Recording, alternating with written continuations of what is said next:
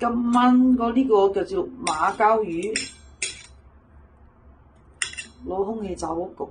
依家嚟醃一醃佢先，俾少少簡簡單單醃一醃就得啦。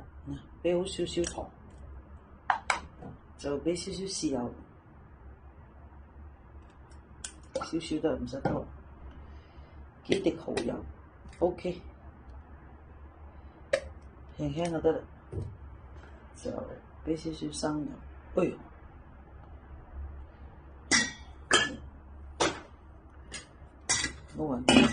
就嚿魚咧，咁啊醃一醃佢得啦。一陣間用空氣炸鍋就焗佢得啦，或者煎都得，乾煎都得。咁啊，反正兩邊反啊，佢均勻咁醃下佢，就煎焗都得噶啦。